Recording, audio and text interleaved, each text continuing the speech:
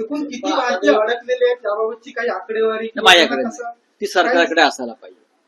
आकडेवारी सरकारकडे असायला पाहिजे. ठिकठिकाणी गल्फच्या विमानतळावरती किंवा लोक अडकलेले आहेत आणि ती जबाबदारी पूर्णपणे भारताची आहे. आणि मला असं वाटतं भारत सरकार, महाराष्ट्र सरकार नक्कीच आपले लोक जे अडकले त्यांना आणण्यासाठी प्रयत्न करत असेल. आम्ही सुद्धा जेव्हा आम्हाला काही लोक कळवतात तेव्हा आम्ही त्यांना ते सरकारकडे पाठवतो की या ठिकाणी लोक अडकलेले आहेत. एप्स्टीन फाईल बद्दल एक प्रश्न आहे. प्रकाश आंबेडकरांनी मोदींना इशारा दिला की एप्रिल पर्यंत थांबा, तुमच्या 2 फाईल्स आम्ही बाहेर काढण्याशिवाय राहणार नाही, अन्यथा खुर्ची खाली करा. बघा, प्रकाश आंबेडकर हे डॉक्टर बाबासाहेब आंबेडकरांचे नातू आहे. त्यांचे आंतरराष्ट्रीय कनेक्शन्स हे अधिक महत्वाचे असतील. जसं पृथ्वीराज चव्हाण आमचे आहेत, त्यांनी सुरुवात आधी एप्स्टीन फाईलची माहिती दिली, त्याचं गांभीर्य सांगितलं आणि खरोखर ते गांभीर्याने तेव्हा देशाला माहीत नव्हतं की एप्स्टीन फाईल काय आहे. त्यावेळेला पृथ्वीराज चव्हाण यांनी देशाला, महाराष्ट्राला अवगत करून दिलं की अशा प्रकारच्या फाईल्स उघडल्या जातील आणि जगभरात नव्हे तर देशातल्या आपल्या प्रमुख नेत्यांची नावं त्यात असतील आणि सरकार अडचणीत येईल. हे जे युद्ध पुकारलेलं आहे इराण विरुद्ध अमेरिकेने, इस्रायलने, त्याचा हेतूच हा आहे माझ्या माहितीप्रमाणे घाईघाईने युद्ध करण्यामागचा.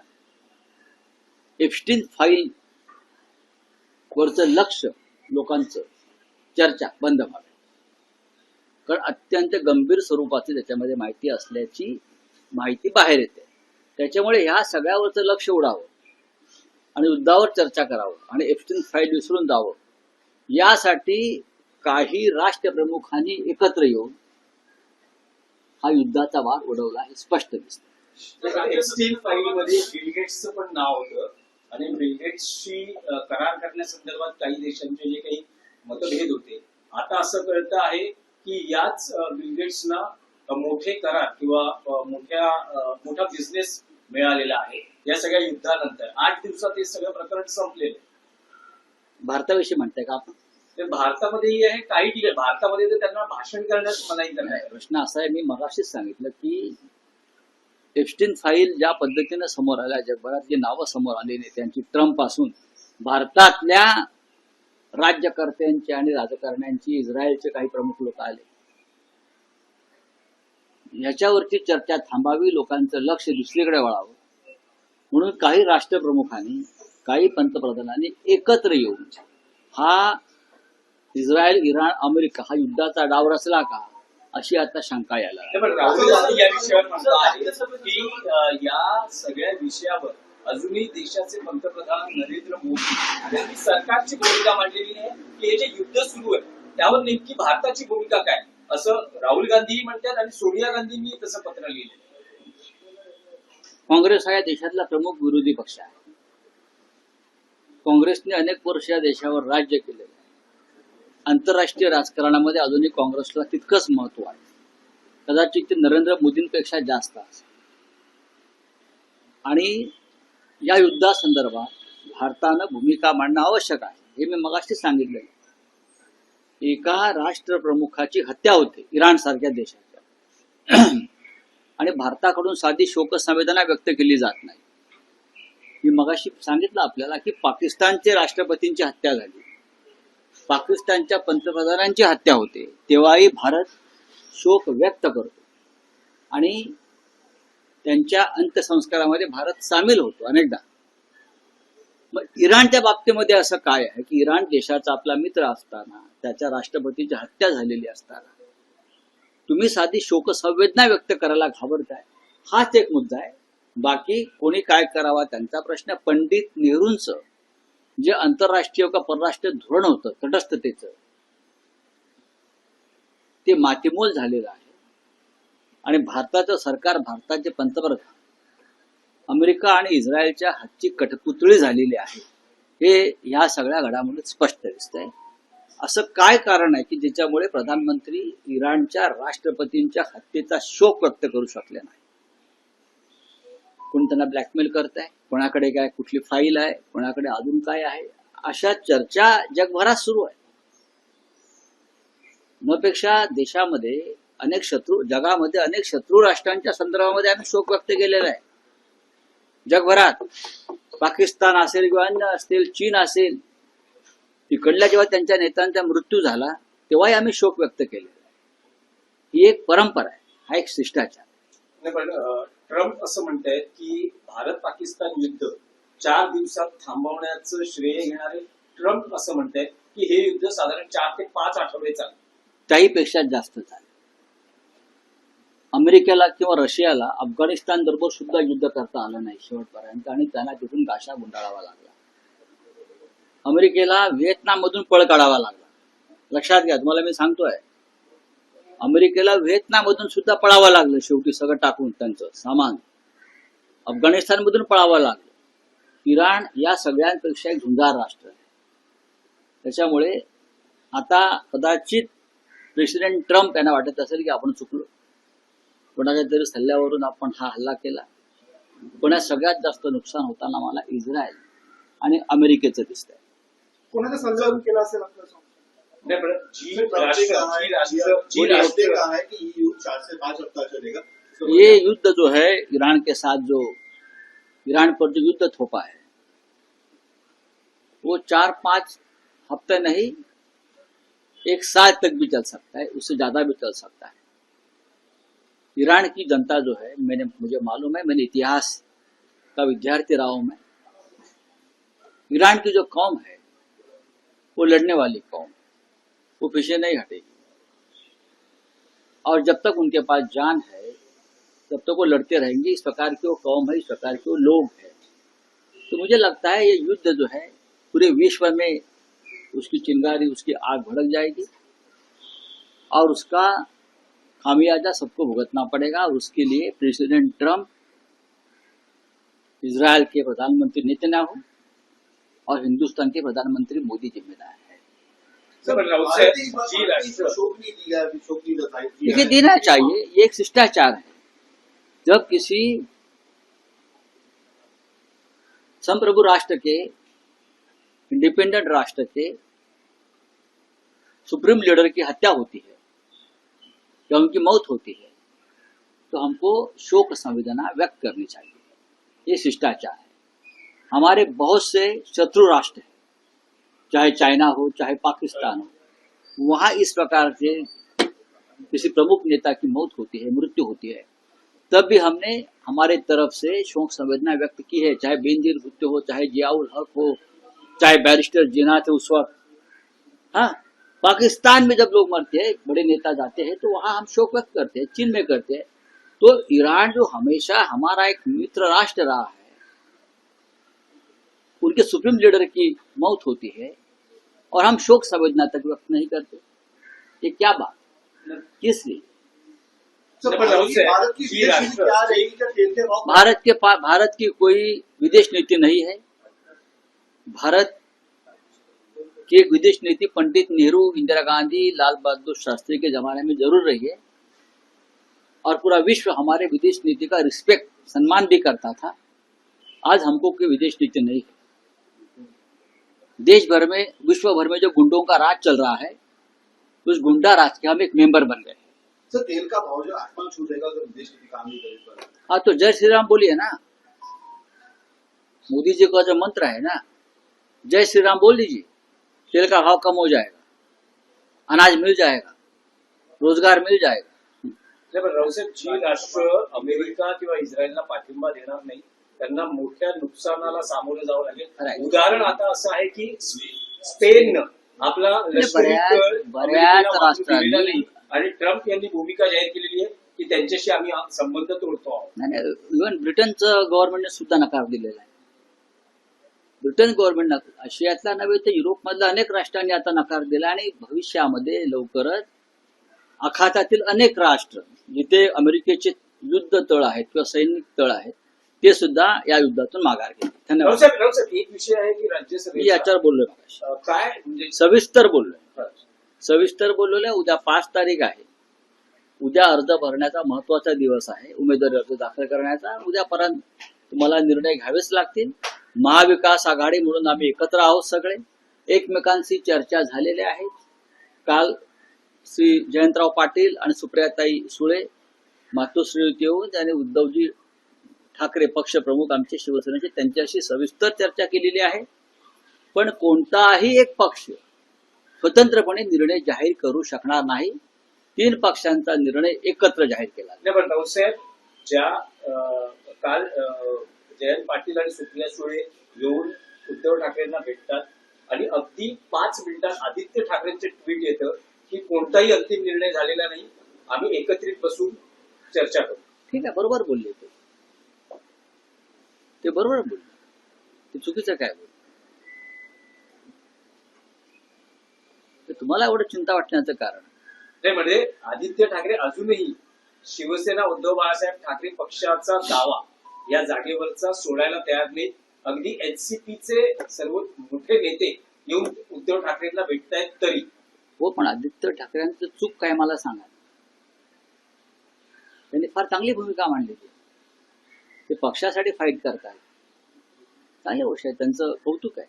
राऊतसाहेब, आणखी एक विषय आहे की महाराष्ट्रात जी ठाकरे बंधू युती झाली होती, अलीकडच्या काळात थोडासा दुरावा दिसला होता आणि आता तर या दुराव्याने किंवा तणावाने टोक गाठल्याचं दिसतंय. आज प्रभाग समिती अध्यक्षपदासाठी अर्ज भरण्याचा शेवटचा दिवस आहे. उद्धव ठाकरेंकडून राज ठाकरेंच्या पक्षासाठी प्रभाग समितीचा अध्यक्षपदाचा प्रस्ताव पाठवण्यात आला. राज ठाकरेंनी हे प्रभाग समितीचं अध्यक्षपद स्वीकारण्यास नकार दिलेला.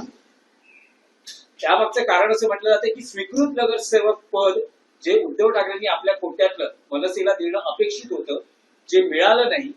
आणि त्यामागचं कारण होतं की राज ठाकरेंची एकनाथ शिंदेची वाढती सलगी आणि यामुळे उद्धव ठाकरे नाराज होते. तर तणाव वाढला आहे ठाकरे बंधू युतीतला. तणाव वाढल्याची माहिती मला तुमच्याकडनं आता कळते.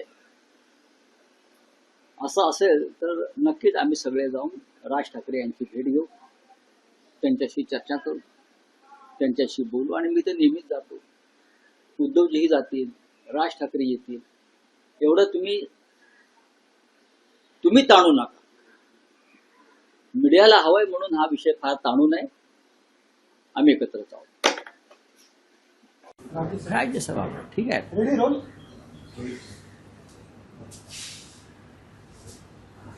सर, काल जयंत पाटील सुप्रिया सुळेंनी मातोश्रीवर जाऊन ठाकरेंची भेट घेतली, चर्चा झाली. मात्र काही त्यातला महत्वाचा मुद्दा हा आहे की काही वेळातच, काही मिनिटातच आदित्य ठाकरेंनी ट्विट करून स्पष्ट केलं की अद्याप कुठलाही निर्णय झाला नाही. त्यामुळे कुठेतरी आदित्य ठाकरे जो आहे त्यांचा दावा जो आहे तो कायम एक लक्षात घ्या, ही जागा महाविकास आघाडीची आहे. महाविकास आघाडी एकत्र असेल तेव्हा ही जागा निवडून येईल. शिवसेना हा विधिमंडळात महाविकास आघाडीतला सगळ्यात मोठा पक्ष आहे. आमचे 20 आमदार आहेत, 16 काँग्रेसचे आहेत, 10 राष्ट्रवादी काँग्रेस शरद पवारांचे आहेत. आम्ही जेव्हा एकत्र राहू तेव्हा एक जागा निवडून येईल आणि एकत्र राहणं गरजेचं आहे. उद्या उमेदवारी अर्ज भरण्याचा 5 मार्च, मला वाटतं उद्या 5 मार्च महत्त्वाचा दिवस आहे. उद्यापर्यंत अर्ज भरावे लागतील. काल नक्कीच जयंतराव पाटील आणि सुप्रिया सुळे या शिवसेना पक्षप्रमुख उद्धव ठाकरे यांना भेटल्या. त्यांच्यात चर्चा झाली, प्रदीर्घ काळ चर्चा झाली आणि आज संध्याकाळपर्यंत निर्णय जाहीर होईल. कोणताही एक पक्ष या संदर्भात निर्णय जाहीर करू शकत नाही, कारण आघाडी आहे. जागा कोणी लढायची हा आघाडी म्हणून निर्णय जाहीर केला जाईल.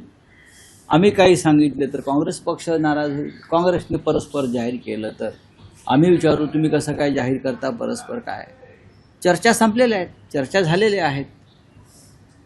असं आहे की उद्धव ठाकरे यांना काल भेटून जयंतराव आणि सुप्रियाताई सुळे यांनी सविस्तर चर्चा केली, खरं आहे. पण निर्णय जाहीर करणं हे कोणत्याही एका पक्षाच्या हातात नाही. ते 3 पक्ष एकत्र येऊन त्या संदर्भात अंतिम निर्णय होईल आणि मग तो निर्णय जाहीर केला जाईल. तुमची आणि राष्ट्रवादीची प्रत्यक्ष चर्चा झाली, मात्र काँग्रेस सोबत तुमची प्रत्यक्ष चर्चा झाली आहे का? त्यांची भूमिका काय? बघा, दिल्लीतल्या काँग्रेस नेत्यांनी शिवसेना पक्षप्रमुखांशी चर्चा केलेली आहे आणि वारंवार ती चर्चा सुरू आहे. आणि काल राष्ट्रवादी काँग्रेसच्या 2 प्रमुख नेत्यांनी शिवसेना पक्षप्रमुखांची चर्चा केली. तिन्ही पक्षामध्ये चर्चा संवाद हा सुरू आहे आणि तो संपलेला नाही. आणि तुम्हाला तसे वाटतं असं चिंतेचं कारण नाही. जे काय होईल ते एकमतानेच होणार आहे. 3 पक्ष 3 स्वतंत्र उमेदवार तो उभे करू शकत नाही. एकच उमेदवार उभा राहील आणि तो 3 पक्षांच्या एकमेकांच्या संमतीने उभा राहील. 7वी जागा जी आहे ती महाविकास आघाडी म्हणूनच आम्ही जिंकू आणि आम्हाला त्यात कोणती अडचण दिसत नाही. रावसाहेब, सोनिया गांधींनी भूमिका स्पष्ट केली की खामेनींच्या हत्येनंतर मोदी सरकारने मौन बाळगलंय. एक लक्षात घेतलं पाहिजे तुम्ही, जेव्हा एखाद्या देशाच्या राष्ट्रप्रमुखाची हत्या होते, जो प्रदीर्घ काळ त्या देशाचं नेतृत्व करतो, तो कोणताही देश असेल आणि तो देश परंपरेनं हिंदुस्थानचा मित्र आहे, अशा वेळेला त्या नेत्याच्या हत्येबाबत, मृत्यूबाबत शोक व्यक्त करणं हा एक शिष्टाचार आहे. तो शिष्टाचार पाळणं गरजेचं आहे.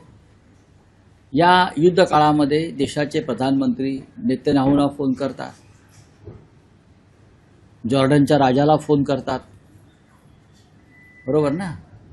त्यानंतर सौदी अरेबिया, कुवेत, बहरीन, दुबईच्या क्राऊन प्रिन्सना फोन करतात. पण ज्या देशावर सगळ्यात मोठं संकट आहे, ज्या देशावर हल्ला झालेला आहे, त्या देशाचे सुप्रीम लीडर त्या हल्ल्यात मारले गेलेले आहेत, त्यांना सुद्धा फोन करणं किंवा त्यांना सुद्धा शोकसंवेदना व्यक्त करणं, याला मी शिष्टाचार मानतो. इतर देशांना काय वाटेल म्हणून मी शोकसंवेदना व्यक्त करायच्या नाही, हे चुकीचं आहे. पाकिस्तानचे प्रधानमंत्री, राष्ट्रपती यांच्या अनेकदा हत्या झाल्या आणि मृत्यू झाले. तो तर आपला शत्रू राष्ट्र आहे. तरीही त्या राष्ट्रामध्ये अशा प्रकारच्या दुर्घटना घडल्यावर या देशातल्या राष्ट्रपतींनी, प्रधानमंत्र्यांनी तिथे दुःख व्यक्त केलेलं आहे. अनेकदा दुःख व्यक्त केलं आहे, कंडोलन्सेस दिलेले आहेत. हा एक शिष्टाचार आहे. तो शिष्टाचार सुद्धा आपण पाळत नसू तर आपलं परराष्ट्र धोरण माती खात आहे, एवढंच सांगावं लागेल. एकूण किती भारतीय अडकलेले आहेत याबाबतची काही आकडेवारी माझ्याकडे नाही, ती सरकारकडे असायला पाहिजे. आकडेवारी सरकारकडे असायला पाहिजे. ठिकठिकाणी गल्फच्या विमानतळावरती किंवा लोक अडकलेले आहेत आणि ती जबाबदारी पूर्णपणे भारताची आहे. आणि मला असं वाटतं भारत सरकार, महाराष्ट्र सरकार नक्कीच आपले लोक जे अडकले त्यांना आणण्यासाठी प्रयत्न करत असेल. आम्ही सुद्धा जेव्हा आम्हाला काही लोक कळवतात तेव्हा आम्ही त्यांना ते सरकारकडे पाठवतो की या ठिकाणी लोक अडकलेले आहेत. एप्स्टीन फाईल बद्दल एक प्रश्न आहे. प्रकाश आंबेडकरांनी मोदींना इशारा दिलाय की एप्रिलपर्यंत थांबा, तुमच्या 2 फाईल्स आम्ही बाहेर काढण्याची राहणार नाही, अन्यथा खुर्ची खाली करा. बघा, प्रकाश आंबेडकर हे डॉक्टर बाबासाहेब आंबेडकरांचे नातू आहेत. त्यांचे आंतरराष्ट्रीय कनेक्शन्स हे अधिक महत्त्वाचे असतील. जसं पृथ्वीराज चव्हाण आमचे आहेत, त्यांनी सुरुवात आधी एप्स्टीन फाईलची माहिती दिली, त्याचं गांभीर्य सांगितलं आणि खरोखर ते गांभीर्याने तेव्हा देशाला माहीत नव्हतं की एप्स्टीन फाईल काय आहे. त्यावेळेला पृथ्वीराज चव्हाण यांनी देशाला, महाराष्ट्राला अवगत करून दिलं की अशा प्रकारच्या फाईल्स उघडल्या जातील आणि जगभरातल्या नव्हे तर देशातल्या आपल्या प्रमुख नेत्यांची नावं त्यात असतील आणि सरकार अडचणीत येईल. हे जे युद्ध पुकारलेलं आहे इराण विरुद्ध अमेरिकेने, इस्रायलने, त्याचा हेतूच हा आहे माझ्या माहितीप्रमाणे घाईघाईने युद्ध करण्यामागचा. एप्स्टीन फाईल वरचं लक्ष लोकांचं, चर्चा बंद व्हावी, कारण अत्यंत गंभीर स्वरूपाची त्याच्यामध्ये माहिती असल्याची माहिती बाहेर येते. त्याच्यामुळे ह्या सगळ्यावरचं लक्ष उडावं आणि युद्धावर चर्चा करावं आणि एप्स्टीन फाईल विसरून जावं, यासाठी काही राष्ट्रप्रमुखांनी एकत्र येऊन हा युद्धाचा वार उडवला हे स्पष्ट दिसतं. एप्स्टीन फाईलमध्ये बिल गेट्सचं पण नाव होतं आणि बिल गेट्सशी करार करण्यासंदर्भात काही देशांचे जे काही मतभेद होते, आता असं कळतं आहे की याच बिल गेट्सना मोठे करार किंवा मोठा बिझनेस मिळालेला आहे या सगळ्या युद्धानंतर 8 दिवसात हे सगळं प्रकरण संपलेलं आहे. भारताविषयी म्हणताय का आपण? तर भारतामध्येही आहे, काही ठिकाणी भारतामध्ये तर त्यांना भाषण करण्यास मनाई करण्यात नाही, आली. प्रश्न असा आहे, मी मगाशीच सांगितलं की एप्स्टीन फाईल ज्या पद्धतीनं समोर आल्या, जगभरातली नावं समोर आलेली त्यांची, ट्रम्पपासून भारतातल्या राज्यकर्त्यांची आणि राजकारण्यांची, इस्रायलचे काही प्रमुख लोक आले,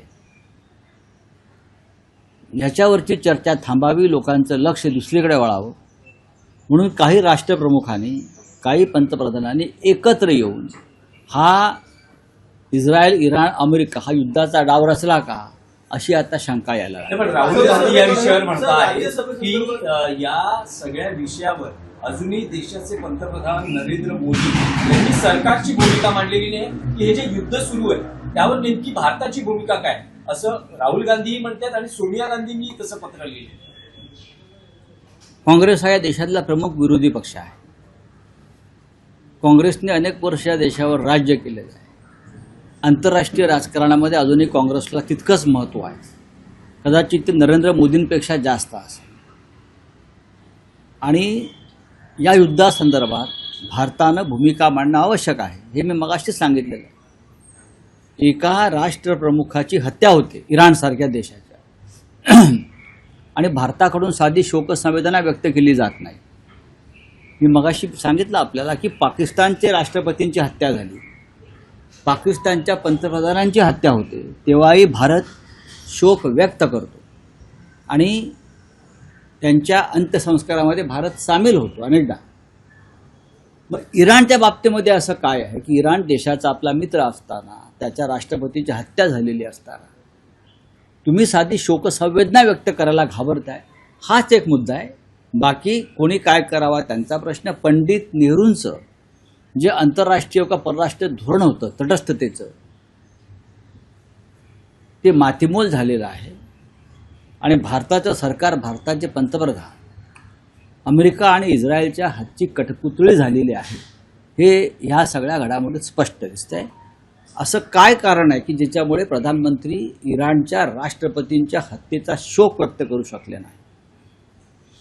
कोण त्यांना ब्लॅकमेल करत आहे, कोणाकडे काय कुठली फाईल आहे, कोणाकडे अजून काय आहे, अशा चर्चा जगभरात सुरू आहे.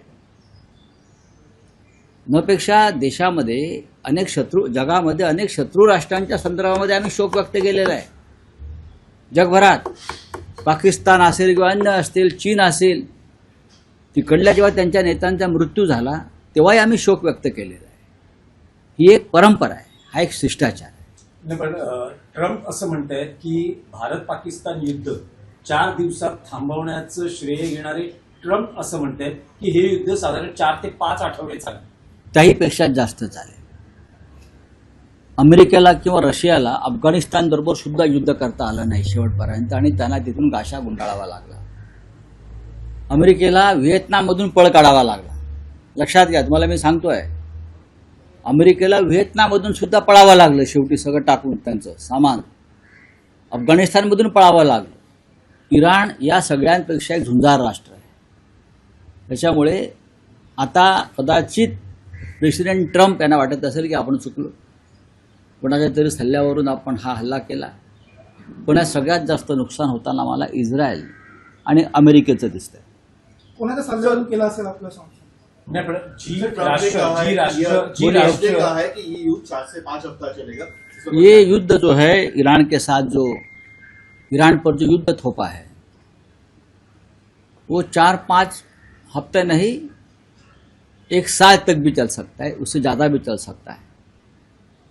ईरान की जनता जो है, मुझे मालूम है, मैंने इतिहास का विद्यार्थी रहा हूँ मैं. ईरान की जो कौम है वो लड़ने वाली कौम, वो पीछे नहीं हटेगी. और जब तक उनके पास जान है तब तक वो लड़ते रहेंगे. इस प्रकार की वो कौम है, इस प्रकार के वो लोग हैं. तो मुझे लगता है ये युद्ध जो है पूरे विश्व में उसकी चिंगारी, उसकी आग भड़क जाएगी और उसका खामियाजा सबको भुगतना पड़ेगा. और उसके लिए प्रेसिडेंट ट्रम्प, इजरायल के प्रधानमंत्री नेतन्याहू और हिंदुस्तान के प्रधानमंत्री मोदी जिम्मेदार है. पण राऊत भारत साहेब, ने जी राष्ट्र शोक नहीं दिया, शोक नहीं दर्शाई देखिए देना चाहिए, ये एक शिष्टाचार है। जब किसी संप्रभु राष्ट्र के, इंडिपेंडेंट राष्ट्र के सुप्रीम लीडर की हत्या होती है या उनकी मौत होती है तो हमको शोक संवेदना व्यक्त करनी चाहिए, ये शिष्टाचार है। हमारे बहुत से शत्रु राष्ट्र हैं, चाहे चाइना हो चाहे पाकिस्तान हो, वहाँ इस प्रकार के किसी प्रमुख नेता की मौत होती है, मृत्यु होती है, तब भी हमने हमारे तरफ से शोक संवेदना व्यक्त की है, चाहे बेनजीर भुट्टो हो, चाहे जियाउल हक हो, चाहे बैरिस्टर जिन्ना थे उस वक्त। हाँ, पाकिस्तान में जब लोग मरते हैं, बड़े नेता जाते हैं, तो वहाँ हम शोक व्यक्त करते हैं, चीन में करते हैं। तो ईरान जो हमेशा हमारा एक मित्र राष्ट्र रहा है, उनके सुप्रीम लीडर की मौत होती है और हम शोक संवेदना तक व्यक्त नहीं करते, ये क्या बात, किस लिए? भारत की जी विदेश नीति राष्ट्र, क्या जी- रहेगी? क्या तेल के भाव भारत की कोई विदेश नीति नहीं है। भारत की एक विदेश नीति पंडित नेहरू, इंदिरा गांधी, लाल बहादुर शास्त्री के जमाने में जरूर रही है और पूरा विश्व हमारे विदेश नीति का रिस्पेक्ट, सम्मान भी करता था। आज हमको कोई विदेश नीति नहीं है। देश भर में, विश्व भर में जो गुंडों का राज चल रहा है, उस गुंडा राज के हम एक मेंबर बन गए हैं। सर, तेल का भाव जो आसमान छू जाएगा अगर विदेश नीति काम नहीं करने पर। हाँ, तो जय श्री राम बोलिए ना, मोदी जी का जो मंत्र है ना, जय श्री राम बोल लीजिए, तेल का भाव कम हो जाएगा, अनाज मिल जाएगा, रोजगार मिल जाएगा। नाही पण रावसाहेब, जी राष्ट्र अमेरिका किंवा इस्रायलला पाठिंबा देणार नाही त्यांना मोठ्या नुकसानाला सामोरं जावं खरं लागेल। आहे. उदाहरण आता असं आहे की स्पेननं आपला लष्करी बऱ्याच- तळ बऱ्याच अमेरिकेला वापरू राष्ट्रांनी- दिलेला नाही आणि ट्रम्प यांनी भूमिका जाहीर केलेली आहे की त्यांच्याशी आम्ही संबंध तोडतो आहोत। नाही नाही, इव्हन ब्रिटनचं गव्हर्नमेंटने सुद्धा नकार दिलेला आहे। ब्रिटन गव्हर्नमेंट, आशियातला नव्हे तर युरोपमधल्या अनेक राष्ट्रांनी आता नकार दिला आणि भविष्यामध्ये लवकरच आखातातील अनेक राष्ट्र जिथे अमेरिकेचे युद्ध तळ आहेत किंवा सैनिक तळ आहेत, ते सुद्धा या युद्धातून माघार घेतील। धन्यवाद। रावसाहेब, एक विषय आहे की मी राज्यसभेचा याच्यावर बोललोय मागाशी, काय म्हणजे सविस्तर बोललोय, हा. सविस्तर बोललेलं आहे। उद्या 5 तारीख आहे, उद्या अर्ज भरण्याचा महत्त्वाचा दिवस आहे, उमेदवारी अर्ज दाखल करण्याचा, आणि उद्यापर्यंत तुम्हाला निर्णय घ्यावेच लागतील।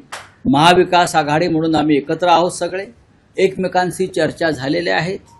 काल श्री जयंतराव पाटील आणि सुप्रियाताई सुळे मातोश्रीत येऊन त्यांनी उद्धवजी ठाकरे पक्षप्रमुख आमचे शिवसेनेचे, त्यांच्याशी सविस्तर चर्चा केलेली आहे। पण कोणताही एक पक्ष स्वतंत्रपणे निर्णय जाहीर करू शकणार नाही, 3 पक्षांचा निर्णय एकत्र जाहीर केला जाईल। नाही पण रावसाहेब, ज्या काल जयंत पाटील आणि सुप्रिया सुळे येऊन उद्धव ठाकरेंना भेटतात आणि अगदी 5 मिनिटात आदित्य ठाकरेंचे ट्विट येतं की कोणताही अंतिम निर्णय झालेला नाही, आम्ही एकत्रित बसून चर्चा करू। ठीक आहे, बरोबर बोलले ते बरोबर बोलले, ते चुकीचं काय बोल? तर तुम्हाला एवढं चिंता वाटण्याचं कारण? नाही म्हणजे आदित्य ठाकरे अजूनही शिवसेना उद्धव बाळासाहेब ठाकरे पक्षाचा दावा या जागेवरचा सोडायला तयार नाहीत। अगदी एनसीपीचे सर्व मोठे नेते येऊन उद्धव ठाकरेंना भेटतायत तरी।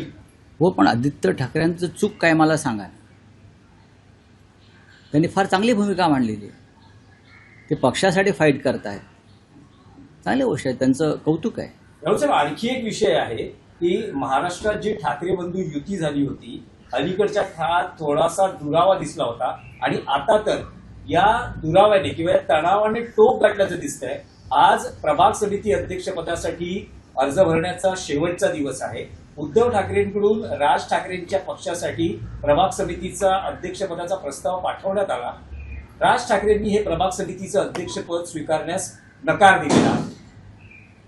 त्यामागचं कारण असं म्हटलं जातं की स्वीकृत नगरसेवक पद जे उद्धव ठाकरेंनी आपल्या कोट्यातलं मनसेला देणं अपेक्षित होतं, जे मिळालं नाही, आणि त्यामागचं कारण होतं की राज ठाकरेंची एकनाथ शिंदेची वाढती सलगी आणि यामुळे उद्धव ठाकरे नाराज होते। तर तणाव वाढला आहे ठाकरे बंधू युतीतला। तणाव वाढल्याची माहिती मला तुमच्याकडनं आता कळते आहे। असं असेल तर नक्कीच आम्ही सगळे जाऊन राज ठाकरे यांची भेट घेऊ, त्यांच्याशी चर्चा करू, त्यांच्याशी बोलू, आणि मी तर नेहमीच जातो। उद्धवजीही जातील, राज ठाकरे येतील, एवढं तुम्ही ताणू नका. मीडियाला हवंय म्हणून हा विषय फार ताणू नये. आम्ही एकत्रच आहोत.